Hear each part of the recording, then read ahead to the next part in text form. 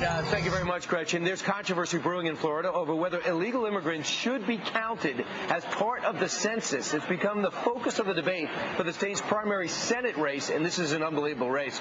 According to a recent poll, Marco Rubio has a 12-point lead over the sitting governor, Charlie Crist. Look at what Rasmussen says, 49-37.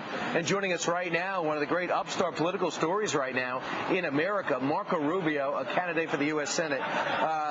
Senator, welcome to Fox and Friends. Thanks for joining us. Good morning. Thanks for having me. Yeah, I'm just going to put my sound up just a little bit, so that might sound a little bit better. First off, Senate candidate, soon to be senator, according to some. But Mr. Rubio, first off, why do you believe that illegal immigrants shouldn't be counted in the census? And are you surprised that the Republican governor, Charlie Crist, is pushing for that? I am surprised, but let me explain the issue more clearly. They should be counted through the Vitter Amendment says you should ask people whether they're here legally or illegally so that we know who's in this country and how many people we have, not for purposes of deportation, but for census purposes. But the issue is, should they be counted towards apportionment? And that's what I'm saying they shouldn't be counted towards. They should not be counted towards the drawing of legislative seats, of congressional seats, and here's why. It's a voting rights issue. You know, states that have more illegal immigrants are going to have more seats in Congress and therefore more votes in the Electoral College. It dilutes the voting rights of citizens and legal residents, of citizens in this country. It also dilutes the representation of those that are legally in this country. So no, illegal immigrants should not be counted for purposes of political apportionment, which means for purposes of drawing congressional districts and apportioning Electoral College votes to decide the presidency.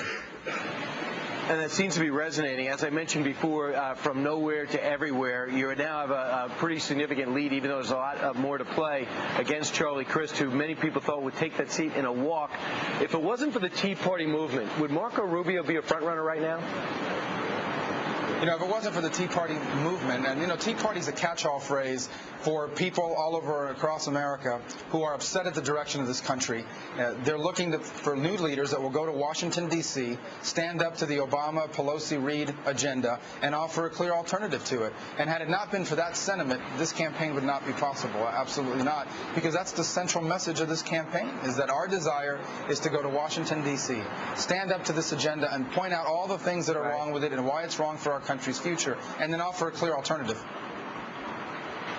Governor Crist is not able to make it today. We wanted to have you guys debate directly. He's going to try for Monday, but I caught up to him yesterday and talked to him about this surprising race. Here's what Governor Crist had to say. It's a lot of fun. It's the right thing to do. It's all about democracy and presenting ideas. I look forward to it. It's going to be great. We got a legislative session. I got to make sure we fund our schools appropriately. We fight for our children. We protect our environment, and we keep our taxes low. That's what I'm focused on. Governor Crist, so far this has been a relatively cordial race, a surprising race. How do you maintain that lead if you're Marco Rubio? Well, we're not going to change our message. I mean, I know why I'm running, and I'm running because I think this country's headed in the wrong direction. I honestly believe that if we stay on this road that we are on, that this president has us on, that this Congress has us on, my children will be part of the first generation of Americans to inherit a diminished country. And it doesn't have to be that way. If we return to the principles of limited government that have made America the freest, most prosperous nation in all of human history, then I think our 21st century is going to be a bright time in American history. But we've got to send people to Washington that understand this, that will fight for this.